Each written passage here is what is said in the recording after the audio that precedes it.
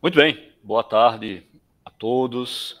Hoje, dando continuidade aos nossos seminários, né, de quarta-feira do nosso print, muito além da internacionalização, muito além do print. Hoje nós estamos com o 14º seminário, com o grupo aqui do professor Oscar, que é um dos nossos filósofos mais renomados, especialista em metafísica, já coordenou durante bastante tempo o programa de pós-graduação em filosofia, já apresentou um importante programa na nossa TV universitária, né, o Café Filosófico, que também semanalmente trazia à comunidade temas extremamente relevantes, com um olhar, né, muito apurado que todo filósofo precisa ter.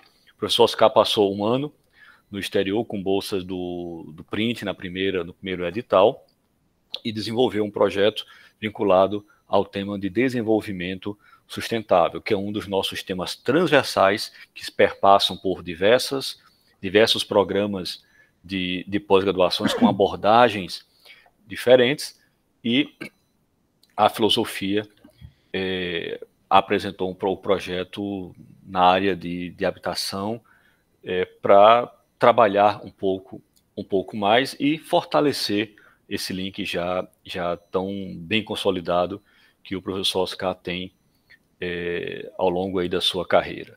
Então nós estamos recebendo o professor Jesus de Garay, da Universidade de Sevilha, na Espanha, a quem nós agradecemos a presteza de estar aqui colaborando com a nossa instituição. Sabemos que já é noite na Espanha, do outro lado do Atlântico. Aqui ainda uma chuvosa tarde de início de maio. O mar não está para peixe, está escuro, a gente não consegue enxergar, mas isso não tira de forma nenhuma o nosso ânimo, né? Então, eu passo a palavra e a condução para o professor Oscar, que vai fazer as suas considerações, depois o professor Jesus, e a gente vai abrir para uma conversa informal com os nossos alunos que estejam assistindo, com os nossos professores. Então, professor Oscar, muito obrigado, fique à vontade. Ok, boa tarde a todos e todas. Antes de mais nada, eu gostaria de agradecer ao professor Alcio Farias pelo convite, pela organização desse seminário, ao professor Rubens Marimbondo também, pela organização, supervisão, né, e pela condução da pró-reitoria ao longo dos últimos anos.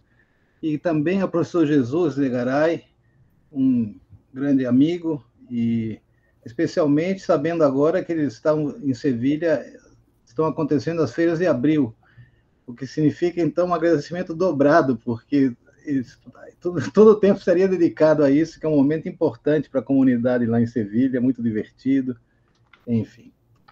E também a todos que estão aqui presentes, que nos assistem, né? Por esta oportunidade de estar aqui e poder apresentar e compartilhar com vocês, eu diria que mais questões do que as respostas, do que um desenvolvimento sustentável nos demanda, né? Atualmente, para que nos confrontemos a essa crise habitacional que nos assola. Eu gostaria, então, de apresentar para vocês as linhas gerais do que é o meu projeto de pesquisa já há alguns anos, né? E me centrar um pouco mais nisso, e depois, então, a partir dos comentários do professor Garay e as perguntas de vocês, esclarecer algo que tenha ficado pouco claro, enfim, algo que suscite dúvidas e comentários, né? Muito bem. Essa questão, assim, a questão de ter questões mais do que respostas ou soluções, parece algo muito próprio da filosofia, né? Filosofia, o filósofo é aquele que aparece já e confunde as coisas, parece que não tem respostas, mas vamos ver o que acontece apresentando agora algumas destas questões, né? Heidegger, esse filósofo alemão, né, no final da sua conferência, uma conferência importante na trajetória do seu pensamento e também na reflexão que no século XX se deu, e atualmente também, sobre a questão da técnica, diz que, nas últimas linhas, ele escreve que questionar é a piedade do pensamento.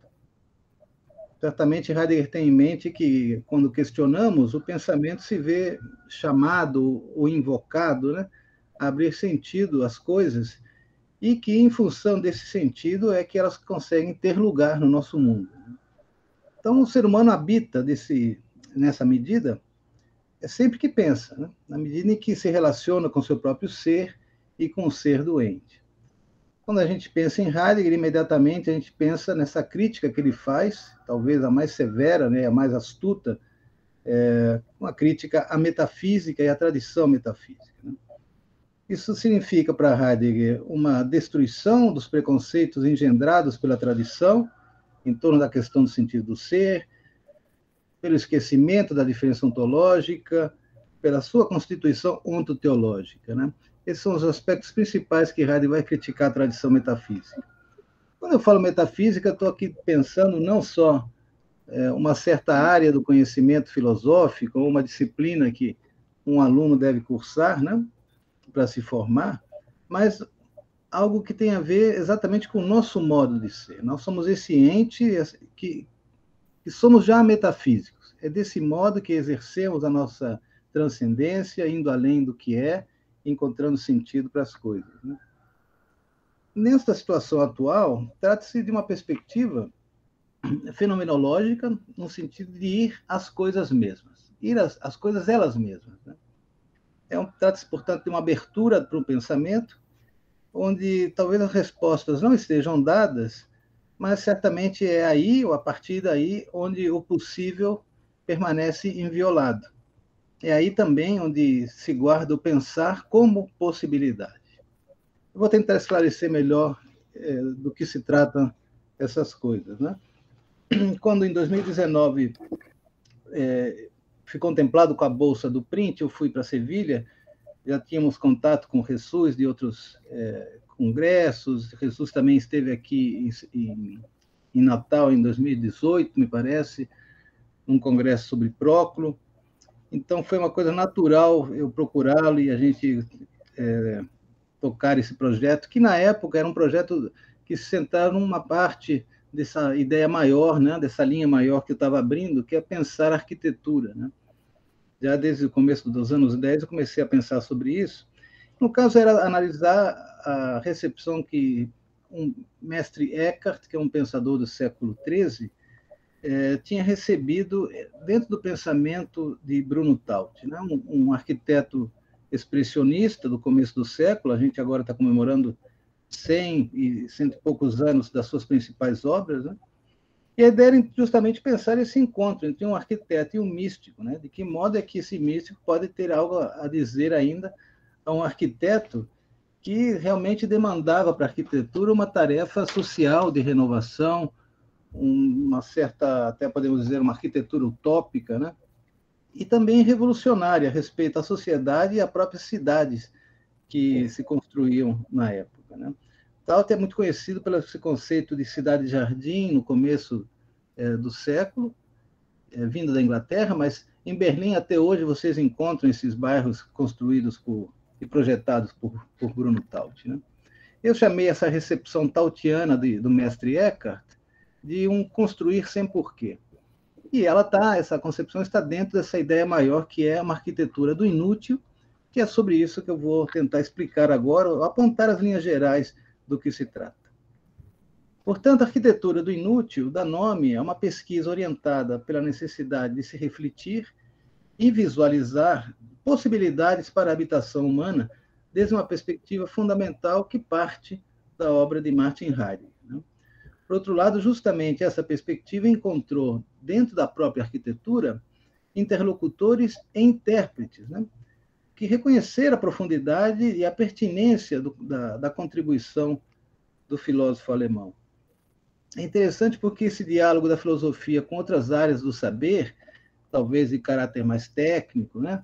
Embora a arquitetura seja uma coisa mista, né? A arquitetura não só é, vamos dizer, objetiva, né? O trabalho em função da funcionalidade de um edifício, ou o que possa ser pensado nesse sentido, mas também tem a ideia da criação, né? Tem um viés criativo e poético, né? E, de fato, Heidegger vai mergulhar nesse meio, nessa teoria da arquitetura, e já a partir de uma certa conferência, que é Construir, Habitar, Pensar, que é do começo dos anos 50, a gente percebe que muitos arquitetos encontraram em Heidegger justamente elementos para pensar e para a renovação da própria arquitetura, né?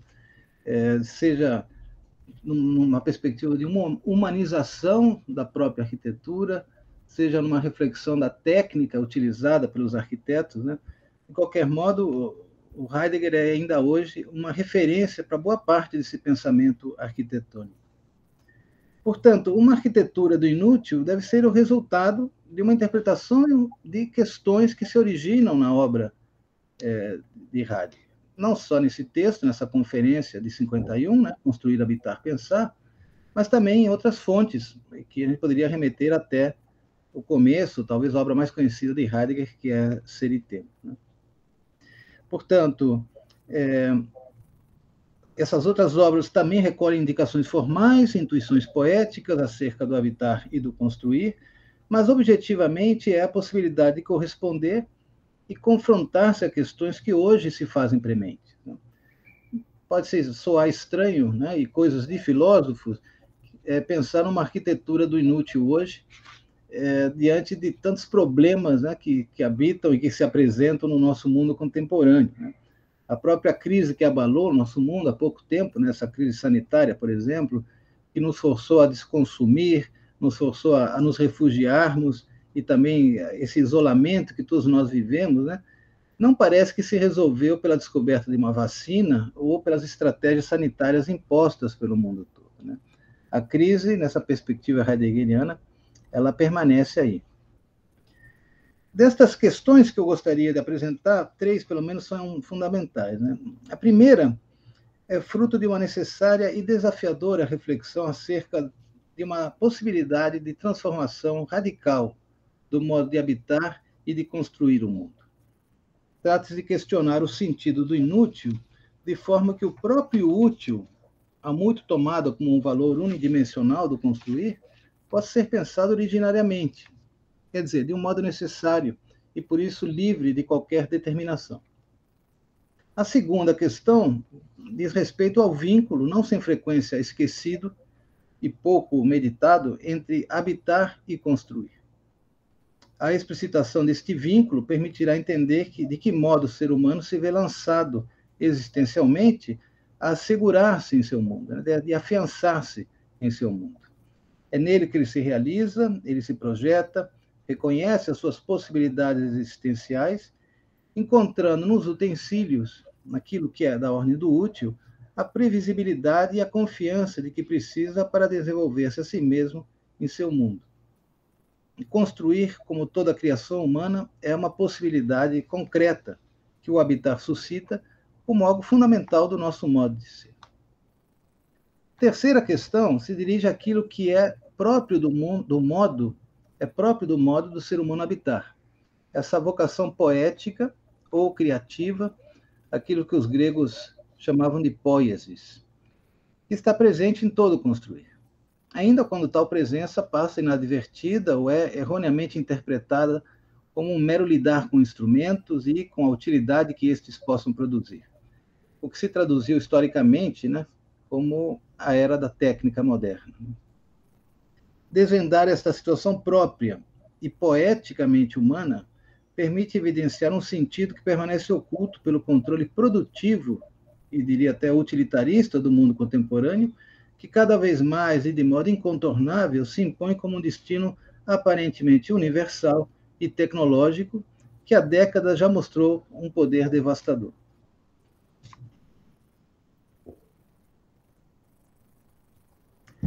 Heidegger, alguns filósofos fizeram isso, mas Heidegger nunca dedicou uma obra específica, de modo explícito, né, à arquitetura.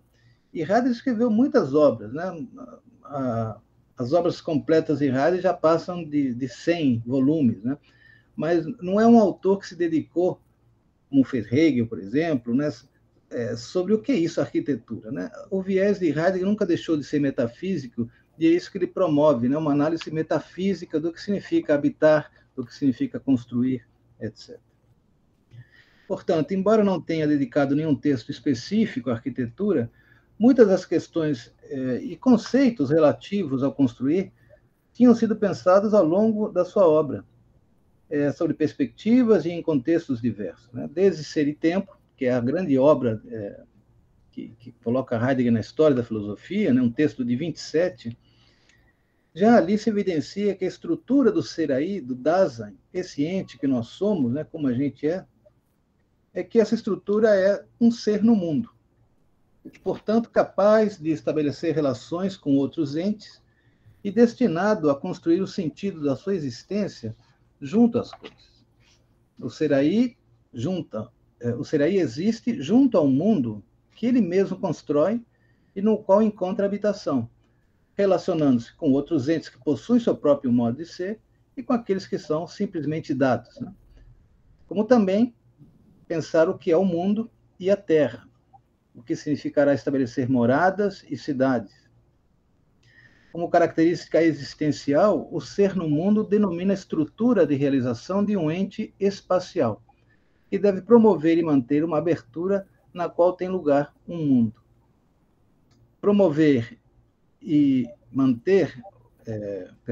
Promoção e mantença estas que correspondem existencialmente ao próprio construir. Na sua estrutura do serem, o ser aí se afiança junto ao ente e projeta no seu aí uma possibilidade e um sentido do seu ser. Em tal afiançamento, o ser aí estabelece a cada vez um comportamento que determina suas ocupações cotidianas e que compreende o que está a ser nesse aí como a sua existência, como alguma coisa que deste daquele modo lhe é familiar. Isso pertence a Ser e Tempo, é amplamente conhecida, essas estruturas, ser no mundo, o serem, o sercom. Então, já ali começa a se mostrar uma análise que faz desse ente que nós somos um ente que, ao ser ou ao estar sendo, ele necessariamente habita. Depois que Heidegger abandona o projeto inicial de Ser e Tempo e se encaminha por essa transição para um outro pensamento, né? Esse momento que se chama da viragem, né? Outros elementos, ou simplesmente de Kerr, né? Essa virada, novos elementos são incorporados à reflexão do construir e dizem respeito a uma compreensão da linguagem como morada do ser e um caráter propiciador de um pensamento de sentido ou meditativo, o que Heidegger chamou de um poetizar pensante. Este seria, então, responsável por uma topologia do ser, uma expressão utilizada por Heidegger em um texto que é produzido nos moldes de uma prosa poética, né? Esse texto chama-se Da Experiência do Pensar, que é de 1947. Esse caráter poético do pensar ainda está oculto, diz Heidegger. Onde ele se mostra, se assemelha por muito tempo à utopia de um entendimento semi-poético. Mas o poetizar pensante é, na verdade, a topologia do ser. Essa topologia, diz a este o lugar da sua essência. Essa perspectiva de uma topologia do ser vai ter uma fortuna muito grande, né? Que justamente começa a pensar-se na topologia numa certa concretude, né? De abrir exatamente lugares para este ser. No âmbito desse pensamento heideggeriano, aquilo que uma topologia do ser pode chegar a expressar corresponde aos caminhos percorridos pelo pensador. Trata-se da criação, instauração e mantença de lugares nos quais, de um modo ainda pouco experimentado, o habitar e o poetizar pensante se encontrem de um modo originário. Um poetizar pensante não indica um modo determinado pela palavra poética ou por uma técnica de fazer versos, senão que indica compreender o caráter da poiesis, aquela palavra grega, como criação, como um trazer à vigência, um levar adiante, produzir, producere no latim, trazer aí adiante. A topologia do ser é, portanto, uma possibilidade que se abre ao destino do ser humano, sempre e quando ele seja capaz de ir além da sua compreensão habitual do mundo e de si mesmo. A compreensão desse destino se entende como um modo fundamental do habitar humano. esse modo poético de habitar o mundo vai exigir de Heidegger, né? Isso brota exatamente de uma leitura que Heidegger faz de um poeta alemão da virada do século XVIII para o XIX, que é o Hölderlin, né? O grande poeta tão querido por Heidegger. Né? Então, Heidegger dedica vários volumes à poesia de Hölderlin, mas especialmente numa conferência muito interessante que chama Poeticamente o Homem Habita. Ele ali diz algo que talvez esclareça melhor em que consiste essa relação do poetizar com o habitar. Heidegger diz: poetizar é o deixar habitar no sentido próprio. Mas como encontramos habitação? Mediante um construir. Entendido como deixar habitar, poetizar é um construir. Veja como se retoma esse sentido grego da palavra poiesis, né? Do produzir. Então, poetizar é justamente uma espécie de produzir, é uma criação.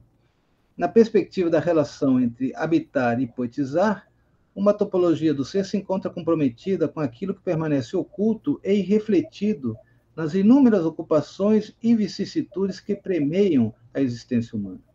Diz respeito à possibilidade de construir lugares que abriguem e deixem ver um sentido além do habitualmente disposto e regido pelo caráter impessoal que impõe ao ente o sentido de objeto, já e sempre arrazoado e requerido no mundo da técnica moderna.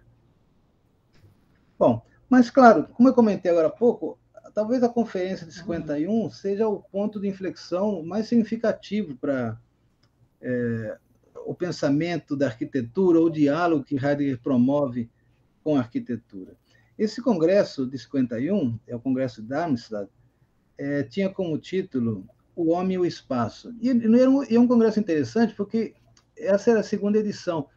Ele era pensado justamente para tentar dar conta dos problemas que a reconstrução da Europa exigia. Então, ele reuniam ali arquitetos, urbanistas, sanitaristas, sociólogos, e convidaram 2 filósofos para participar desse evento. Um deles era Heidegger e o outro era Ortega y Gasset, esse filósofo espanhol. Então, esse congresso, vejam que interessante, porque a própria descrição do congresso remete àquilo que Heidegger vai apresentar na sua conferência. Né? Então, é importante observar que muitas das questões abordadas na conferência estão presentes nessa descrição. Veja o que dizia a sinopse do evento. Eu cito, né? Construir uma atividade fundamental do humano. O humano constrói unindo formas espaciais, assim dá forma ao espaço. Construindo, responde o humano à essência da sua era. Nossa era é a era da técnica. A penúria da nossa era é a perda do lar. Terminava aí. É interessante que o próprio texto de Heidegger vai realmente tocar todos esses pontos. A ideia de que a nossa era é uma era de indigência ou de penúria, porque perdemos o nosso lar. Já não nos sentimos em casa. Esses elementos fundamentais pensados por Heidegger, né, em diversos momentos da sua conferência e em outras partes da sua obra, que seria o caráter fundamental do construir humano, o reconhecimento de uma época determinada pela técnica ou pela tecnologia e esse sentimento de penúria originado pela perda do lar. Não se trata de uma mera coincidência, senão que evidencia esse cuidado de Heidegger na abordagem.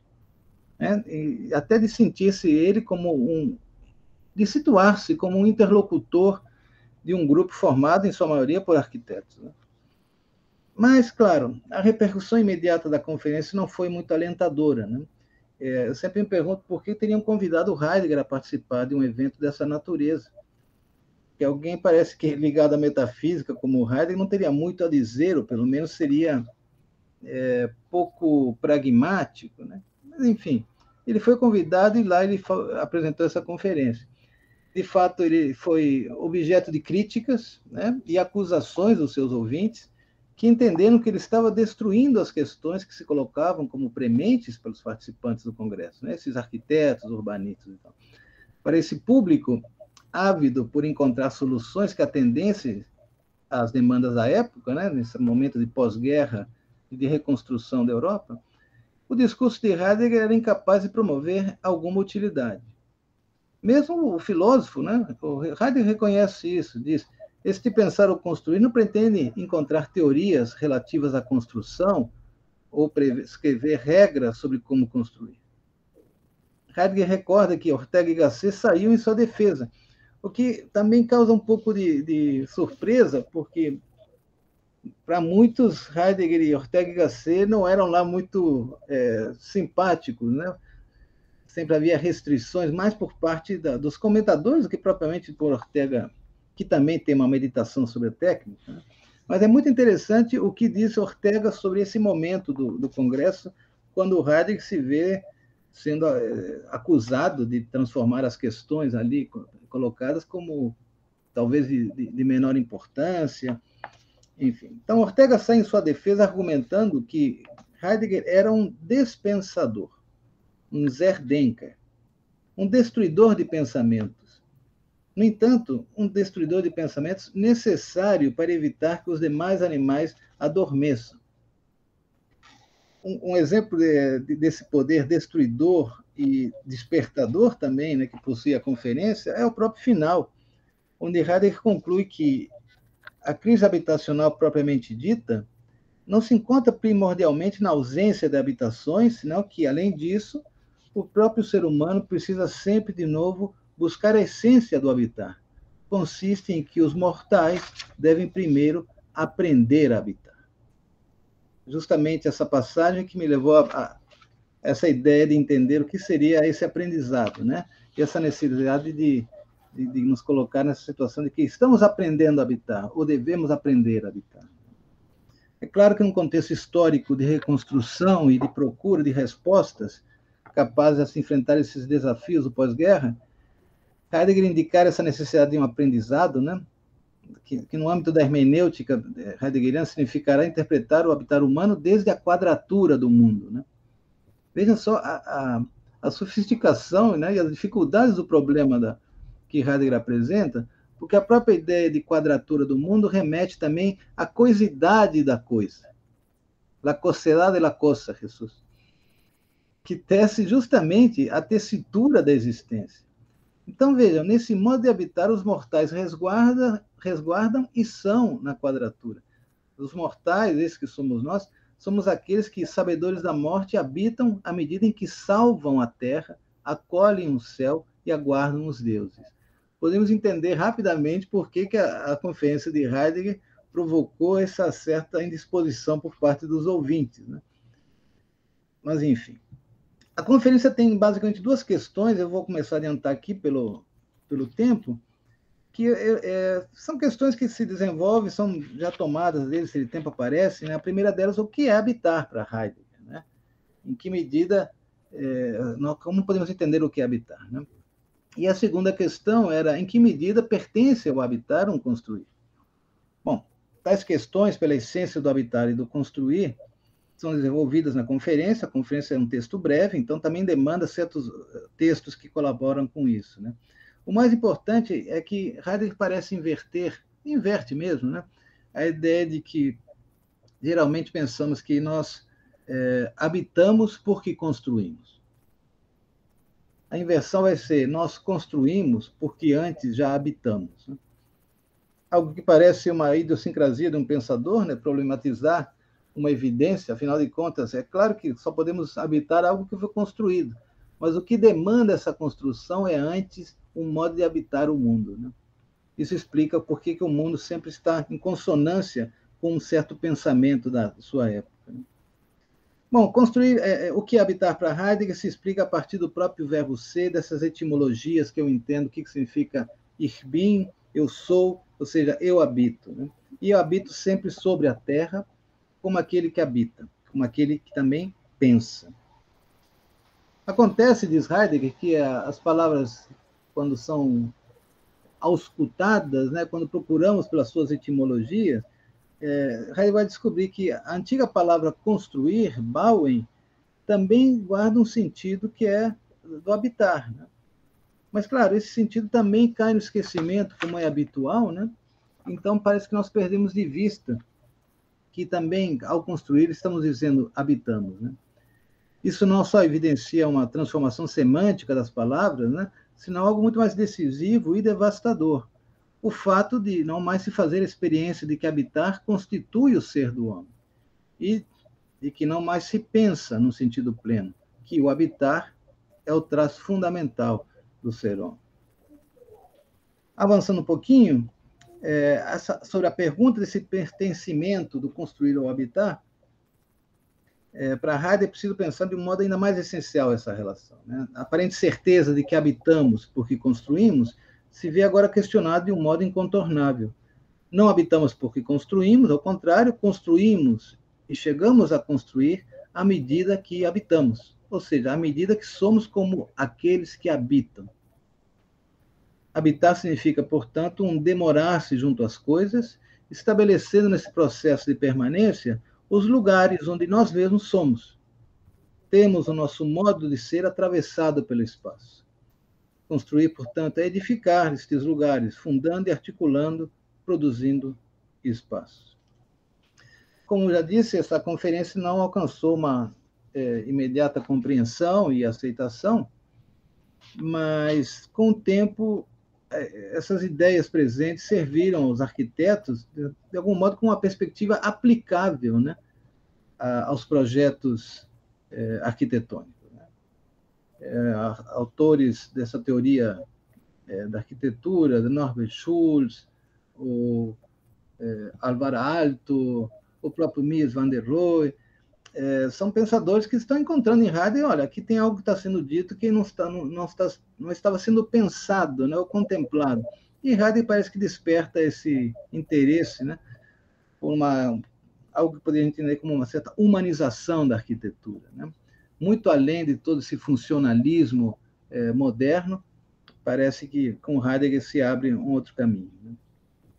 Bom, eu gostaria também de pensar que nas últimas linhas que aparecem em Construir, Habitar, Pensar, porque talvez elas ali deem resuma bem qual é a questão toda para Heidegger, né?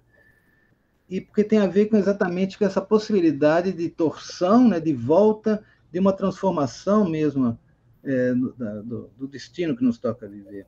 Heidegger diz assim, este estar fora de casa, que é uma tradução que é Heimlosigkeit, ou seja, é sentir-se fora do lar, né? Justamente este sentir-se fora de casa é o único apelo que convoca os mortais para um habitar.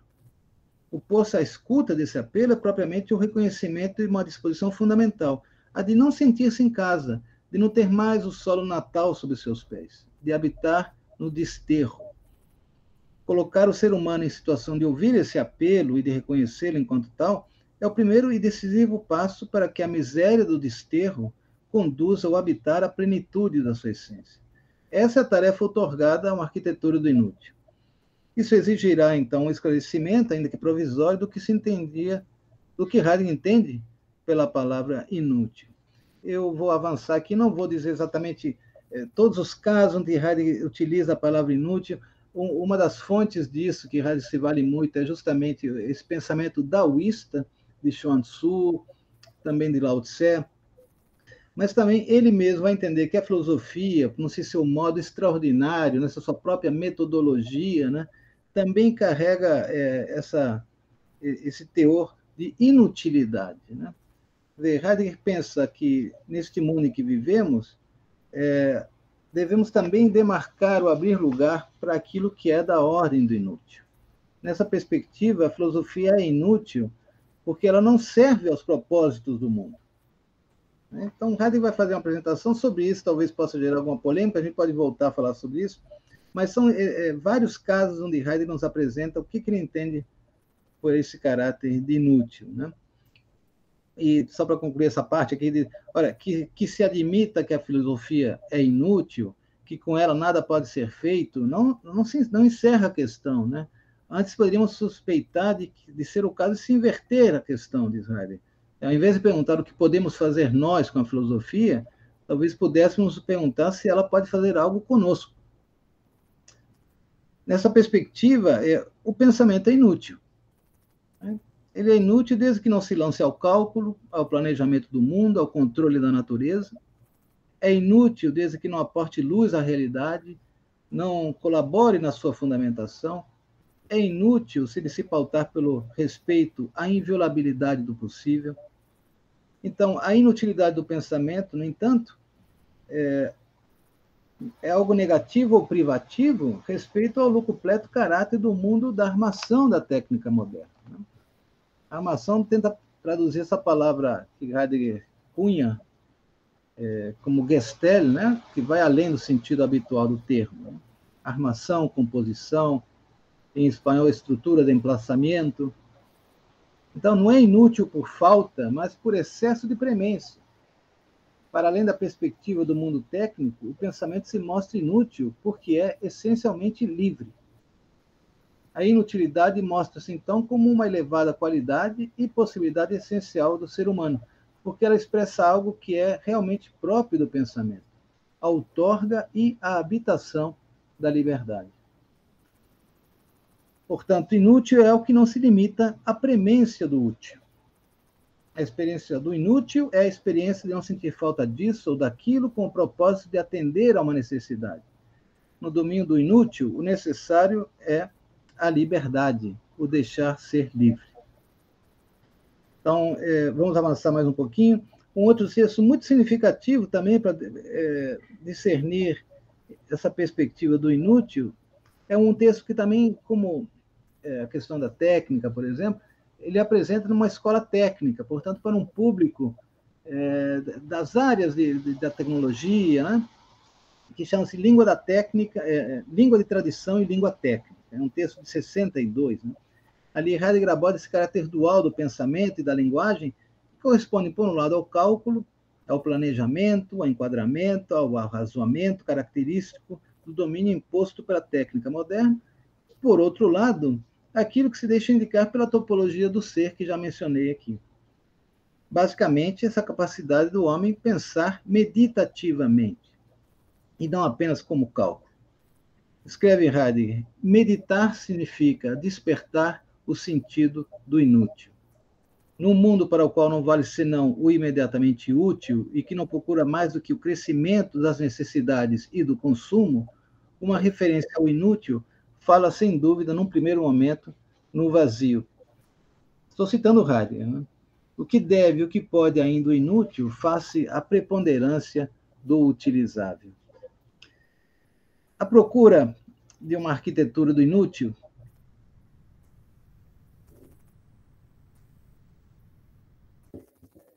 e inabitadas, através e a partir das quais o ser humano se encontre consigo mesmo, descobrindo-se comprometido ontologicamente com seu mundo e as coisas que nele se situam e dão sentido à sua existência.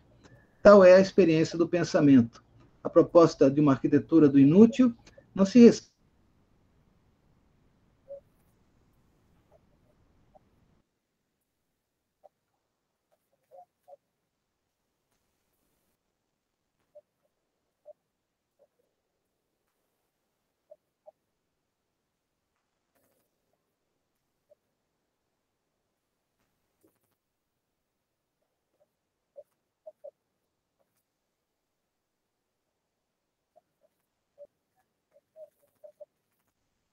pertencem, como se supõe aqui, a uma arquitetura do inútil.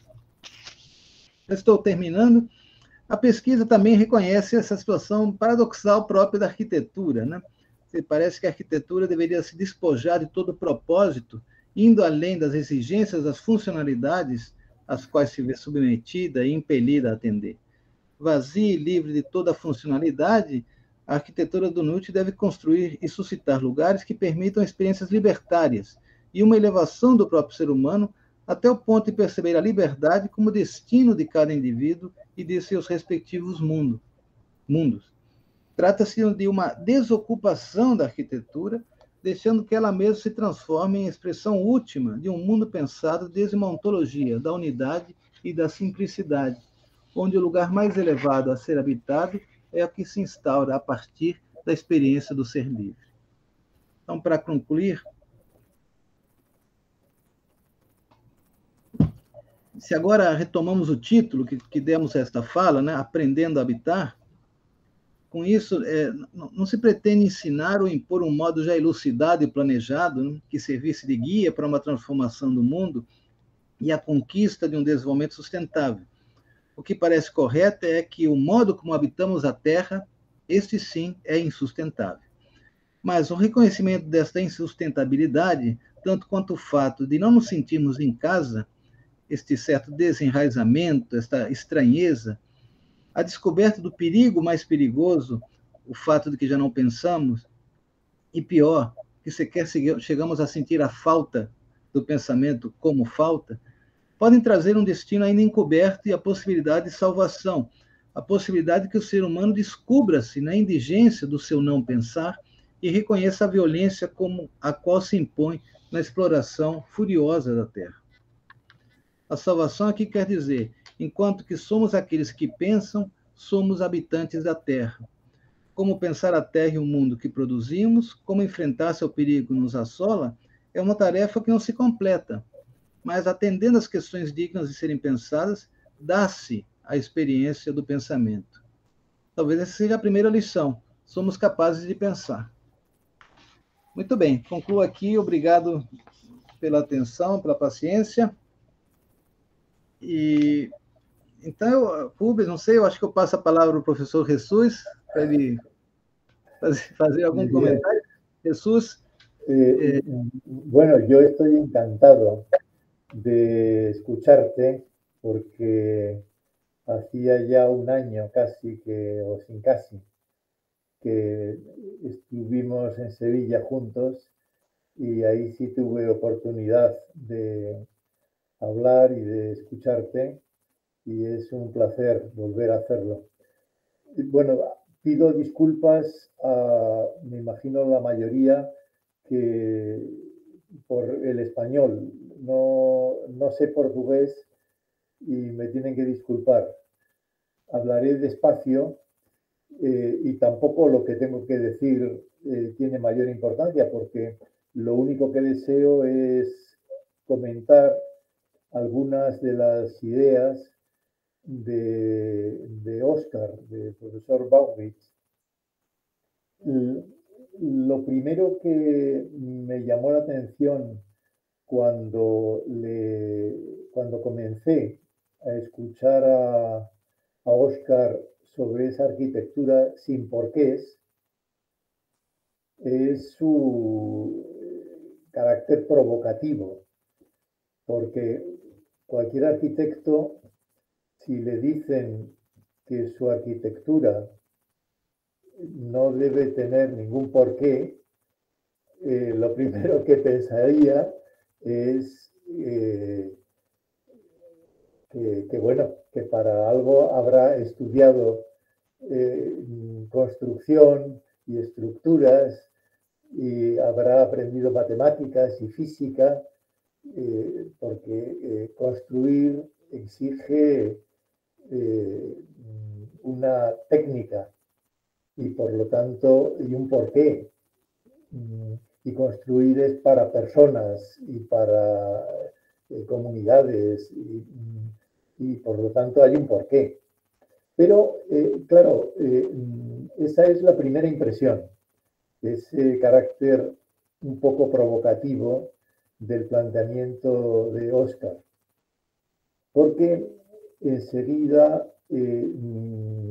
con todas esas referencias al pensar poético de Heidegger e incluso al Meister Eckhart, todas esas referencias al pensar poético ponen un poco en el horizonte una comparación que hacía Heidegger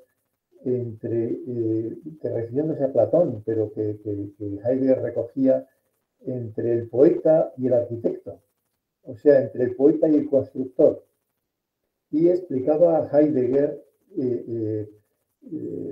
pues recordando a Platón, que el arquitecto, el constructor, es como el poeta, porque los dos tienen un lenguaje propio. El arquitecto, en último término, es un poeta porque utiliza un lenguaje y expresa con un lenguaje, con unas formas determinadas, expresa una vida. Es decir, lo que el arquitecto está haciendo es expresar una forma de vida. Las formas arquitectónicas son formas de vida. Las formas arquitectónicas no son meras formas, no son solo figuras en el espacio sin más, sino que esas formas se traducen, se expresan, se manifiestan en un tipo de vida determinado. Por eso, según los edificios, según las construcciones, según el urbanismo de un arquitecto, la forma de vida es diferente. Y claro, todos son temas que tú has contado, ¿no? La perplejidad de los que le escuchaban a Heidegger ahí en el 51, pero claro, se entiende, ¿no? Claro, Heidegger está hablando del significado, del sentido, de las formas, porque claro, todas las formas arquitectónicas significan, son signos, si se quiere, están simbolizando, están remitiendo, están significando algo que es la vida de las personas. Entonces, claro, todo el énfasis de Heidegger me parece, vamos, y ahora con la perspectiva de los años, me lo parece a mí y le parece a todo el mundo, ¿no? Profético. Es decir, la técnica, la tecnología tiende a comernos, tiende a ocupar el espacio de nuestras vidas. Y eso que pasa con Internet, pasa con la arquitectura, pasa con las ciudades, pasa con una estructura. Tú antes citabas el Gestell, ¿no? de Heidegger. Tiende a dominarnos una tecnoestructura nuestras vidas. Es muy visible eso en la arquitectura, en las ciudades, en las calles, en las casas, pero es una tecnoestructura todavía más profunda, y por desgracia más amplia, ¿no? O sea, que se extiende a todos los ámbitos de nuestra vida, ¿no? Y por eso los planteamientos de Heidegger me parecen, y que tú ahora aquí recuerdas, me parecen tremendamente válidos, ¿no? Es decir, las formas arquitectónicas no pueden ser solamente, no pueden significar solamente lo útil, la utilidad. ¿Por qué? Porque la utilidad, lo útil sirve para algo, pero las formas arquitectónicas tienen que tener sentido en sí mismas, tienen que mostrar que son fines en sí misma en la vida que allí se está viviendo. Si las formas son solo algo útil para otra cosa, y eso para otra cosa, y eso para otra cosa, al final no sabemos para qué son las formas. Las formas se mueven en toda una sucesión de utilidades que al final no terminan en ninguna parte, ¿no? Y de ahí entiendo yo que la arquitectura es una actividad muy central, ¿no? no solo porque proyecta nuestras ciudades y nuestras casas, sino porque define nuestra forma de vida, define el significado de nuestras vidas. Y en esa medida, todo lo que has ido diciendo me parece muy válido. Y me parece muy válido sobre todo como un poco, no sé si lo decías, ¿no? De una transformación radical, ¿no? Decías al principio, ¿no? Como uno de tus objetivos. Una transformación radical del habitar. Es que o resistimos, digamos, o nos empeñamos en esa transformación radical del habitar y exigimos que las formas, no solo las formas arquitectónicas, sino en general todas las formas, expresen nuestra forma de vida, la forma de vida libre que queremos. Eso todo lo decías, ¿no? Citando a Heidegger, ¿no? Esa libertad, ¿no? Ese dejar ser al ser que le gustaba decir a Heidegger, ¿no? O si no resistimos, si no nos empeñamos en esa concordancia, ¿no? de las formas arquitectónicas con nuestra forma de vida. Pero en fin, ya he hablado mucho más de lo que había previsto, porque aquí el protagonista eres tú, Óscar. O sea que yo que de nuevo te lo digo, que me alegra una barbaridad escucharte y nada, que habrá más gente seguro que querrá decir cosas. Bueno, muchas gracias, Jesús, por essas palavras tão carinhosas. E sim, eu creio também exatamente que a arquitetura deve expressar a existência propriamente, né? Expressar a existência. Então, quando nos encontramos com estas formas que são apenas úteis, creio que apenas uma parte da existência ganha concretude, né? E creio que essa seria a grande crítica de Heidegger. Bueno, está bem. Então, graças, Jesus. Se alguém quiser, não sei se Rubens está aqui, tá? Quer fazer alguma questão, algum comentário? Devolvo ao Rubens, que é o mediador da mesa.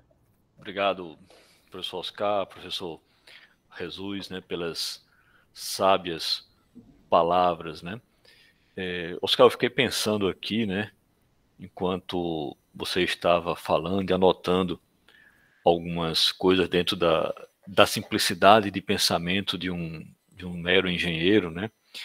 E algumas questões, né, me vieram assim à tona, né? Você falou lá no início de arquitetura, do inútil, da reconstrução, da questão de como isso reflete, né, o ser, o Irbin. E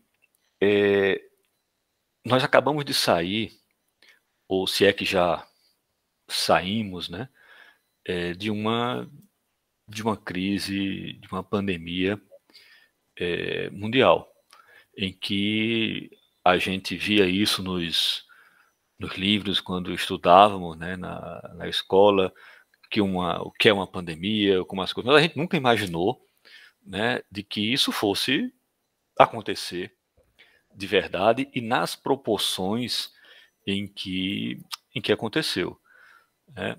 Eu falo que para os coordenadores dos programas de pós, que a gente sempre pede que nos planejamentos eles coloquem os riscos, né? E ninguém nunca passou perto.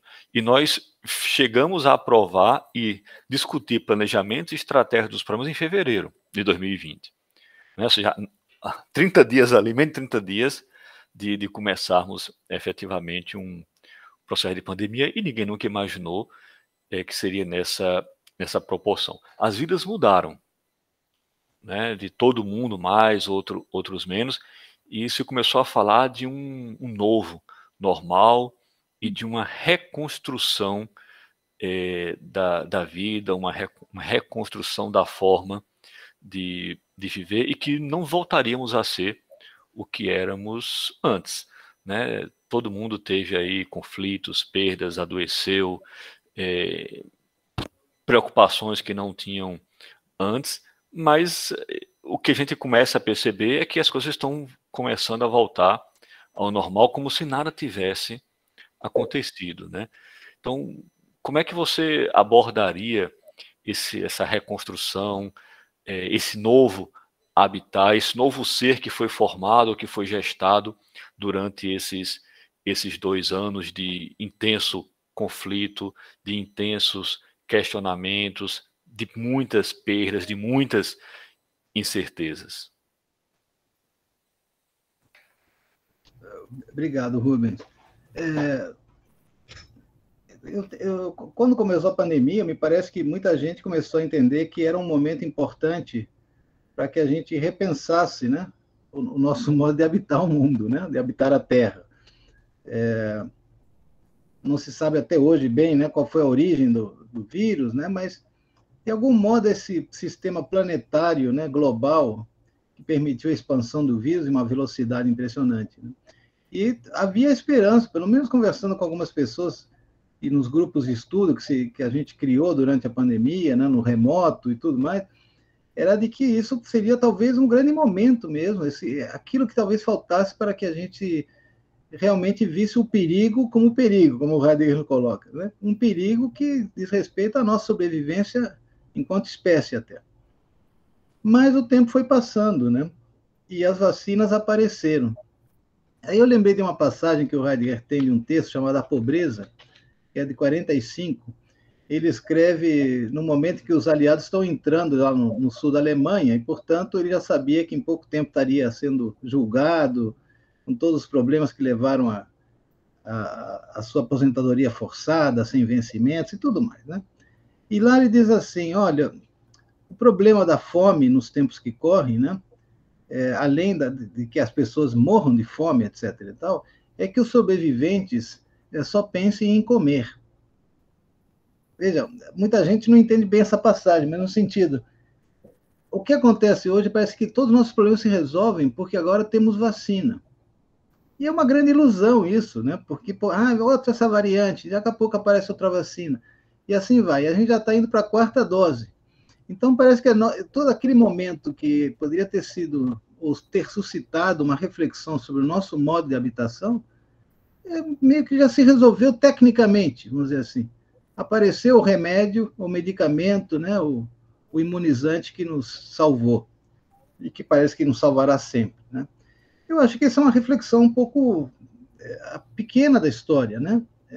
Vamos dizer, tímida. Parece que poderia ter sido um momento importante para a gente repensar, né? Quando a gente fala em desenvolvimento sustentável, eu acho que só passa por uma grande transformação mesmo, né? Das atividades que nós fazemos, o modo como nós guiamos a nossa civilização, né?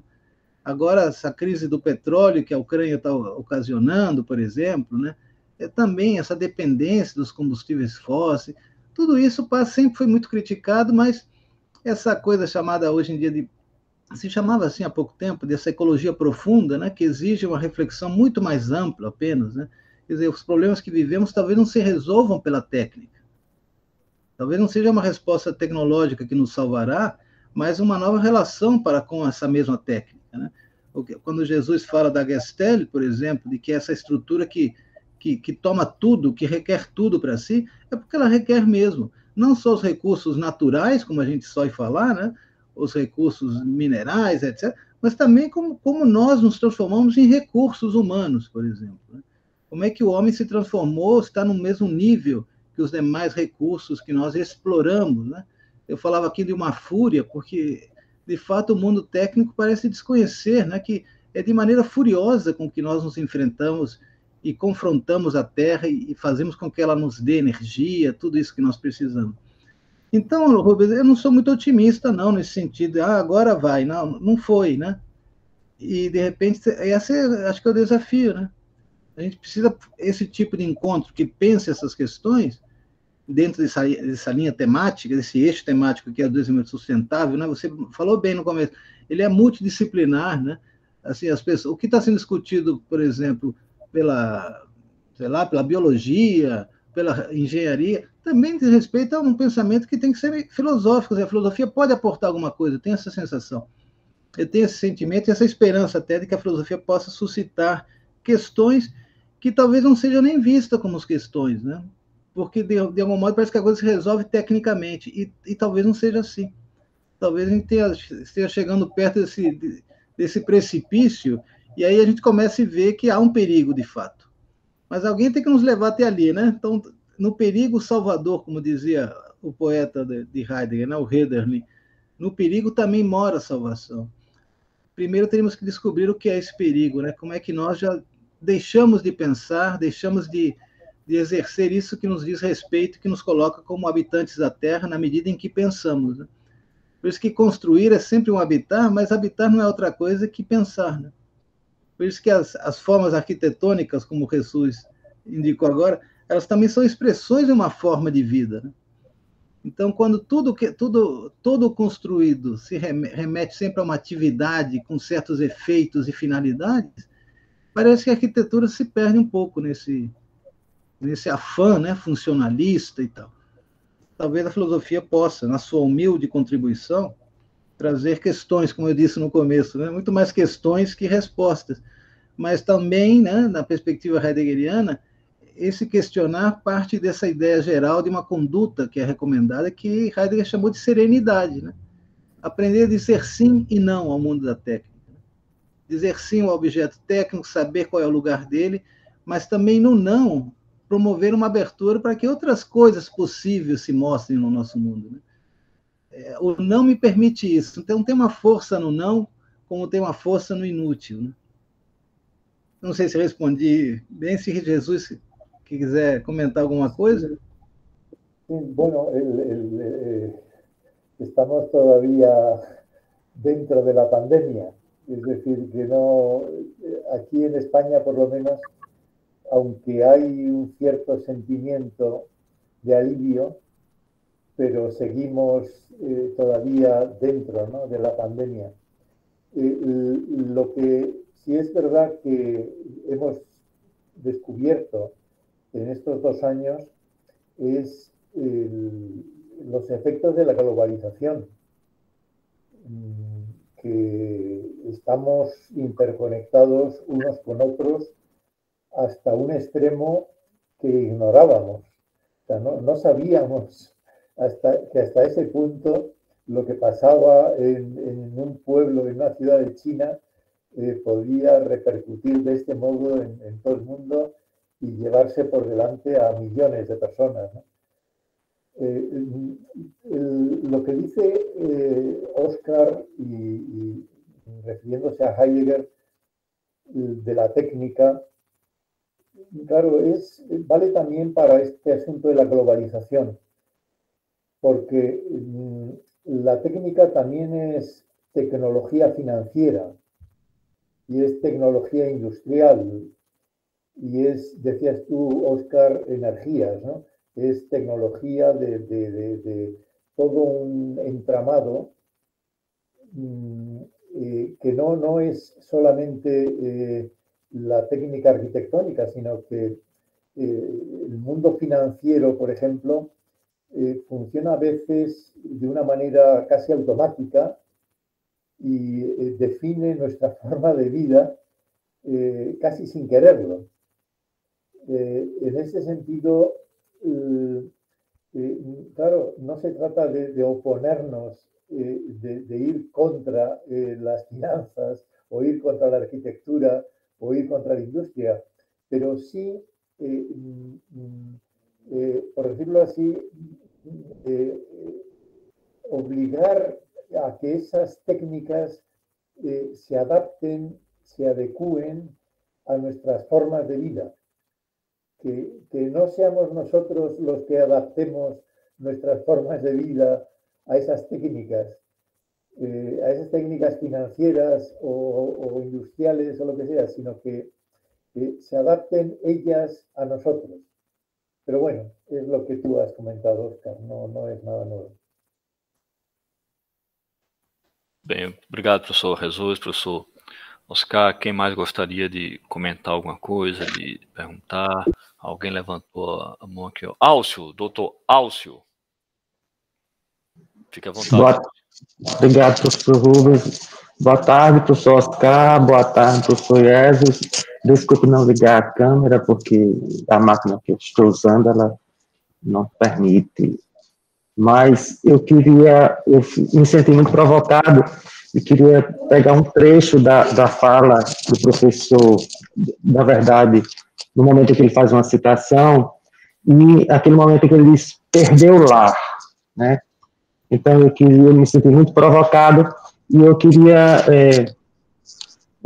levar de uma forma simples, mas um questionamento, até repensar, refletir sobre, né? E aí, pensando essa forma, esse modo de habitar, que se apresenta exigência de rebuscada tecnologia, de exageradas restrições e formas, de uma miríade de condições, daqueles que podem, que têm direito de habitar, está nos distanciando, ou nos alijando do habitar enquanto simplicidade, de atenção às necessidades do ser humano, onde a casa invade a rua, da mesma forma que trazemos a ludicidade das praças, ou a religiosidade dos espaços místicos para nossos sonos, habitando os quartos de dormir. Ou seja, enquanto humanidade, estamos nos perdendo em como habitar na Terra, ou estamos no movimento de reaprender a habitar? Seria, assim, nesse sentido de provocação, desse perder o lar, porque aí me senti bem provocado, bem desequilibrado nesse sentido. E aí gostaria de compartilhar com vocês. Obrigado, senhor. Certo. Obrigado, Álcio. Bom, essa expressão que o Heidegger utiliza, assim, é interessante que a palavra tem a ver com Heimden, que também seria justamente lar como aquilo que é familiar e que é resguardado, né? Na casa, no acolhimento, né? Mas, claro, então, quando o Heidegger diz que estamos vivendo uma época que temos essa sensação, esse sentimento de não nos sentir em casa, ou que, também numa outra expressão, como se estivéssemos sido arrancados da nossa terra, estaremos como desenraizados, né? Desarraigados também. Bom, o Heidegger está dizendo é que, veja só que interessante, né? Você falou dessa coisa do místico, algo assim.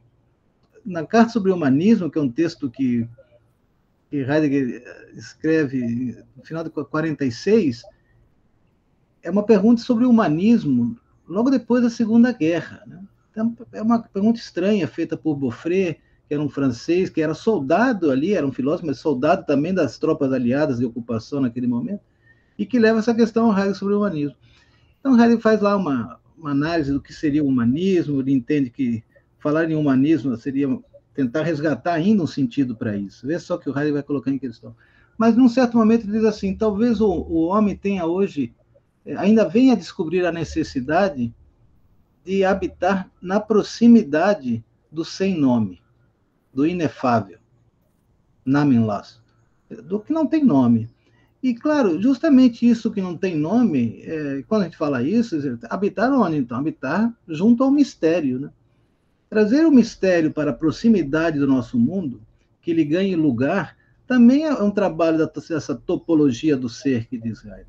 Porque esse mistério diz respeito também ao nosso modo de ser. É o mistério da doação do ser.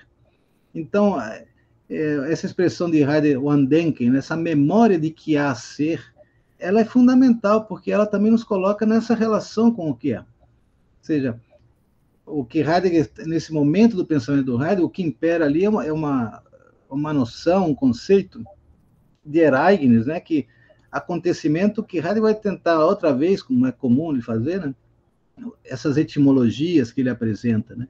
Então, quando ele fala nesse acontecimento apropriativo, ele está dizendo que nós já estamos num lugar onde nos damos em pertença e, ao mesmo tempo, recebemos o que se dá em pertencimento? O que é esse pertencimento mútuo? É de que modo o pensar, que somos nós, né, se encontra com o que é, com esse ser doente. Então, isso seria esse acontecimento apropriador. Essa descoberta não é pouco, porque essa aí, quando se diz serenidade, é também a abertura para o mistério. Então, esse mistério faz parte do nosso modo de ser. O problema é que nessa tradição metafísica, nós ou demos nome a esse mistério e depois fizemos teologia, chamando isso de Deus, ou então o resguardamos enquanto mistério mesmo. Ou seja, tem um lugar aqui ou alguma coisa, essa origem, da qual a gente não tem como falar, como fala das outras coisas. Porque ele não se dá como ente, né? Ele se dá como mistério, se dá como esse ser doente. Então, Alcio, perder de vista o mistério, ou esse caráter místico, como você coloca, né? Isso nos arranca do nosso lugar. Por isso que nos sentimos como fora de casa, porque há algo que falta, e nós não reconhecemos essa falta. Simplesmente estamos fora, fomos deslocados, né? Ou translocados de lugar para um âmbito, para um mundo onde o ser humano já não é mais vamos dizer assim, o primeiro, né? O ser humano já é parte desse esquema de arrazoamento, né, de composição do mundo, que é o mundo da técnica, né? Nós contribuímos com isso, e, claro, mas nessa perspectiva de que fomos arrancados mesmo. Então, a sua pergunta quanto estamos já aprendendo a habitar, eu acho que isso é uma tarefa constante, na medida em que eu sempre tenho que me apropriar, né, de uma possibilidade de ser, né? Então, ainda vemos uma possibilidade de habitar o mundo outra, né? Conseguimos contemplar isso, chegamos a ver que é possível habitar de outro modo. Isso será possível se a gente começar a pensar, diria Heidegger.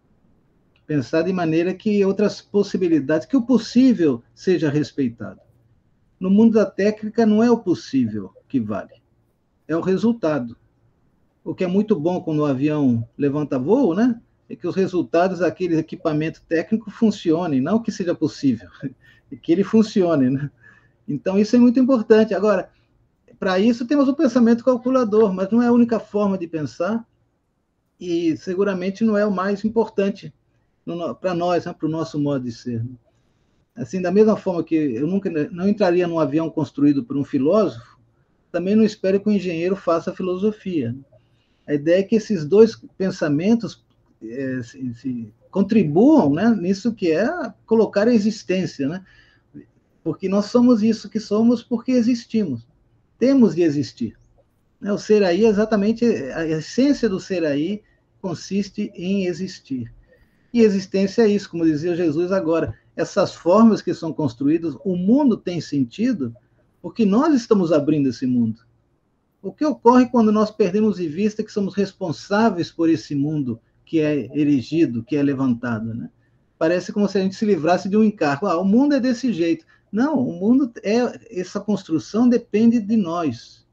Por isso que a dificuldade toda de aprender a pensar é assumir o encargo da existência. É mais fácil fugir e dizer assim, não, mas as coisas são assim. A gente faz desse jeito. O sistema é assim. Quando, na verdade, nós somos esses que estamos dando assentimento a isso.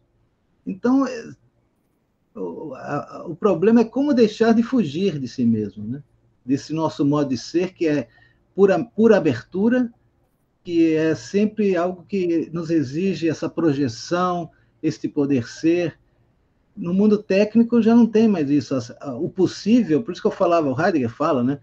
Dessa coisa que a técnica não respeita a inviolabilidade do possível. Pensar é uma abertura para esse possível. E não me pergunto, mas então o que a gente pode esperar? Bom, o possível, o que está ainda velado e não se mostrou. Talvez essa seja a tarefa que se coloca hoje para o pensamento, né? De tentar aprender a habitar não é outra coisa que aprender a pensar, né? Mas não sei, Alcio, eu sei que tudo é meio provocativo aqui nessas questões. Não sei se você quer falar mais alguma coisa. Não, eu adorei, professor. Obrigado. Obrigado.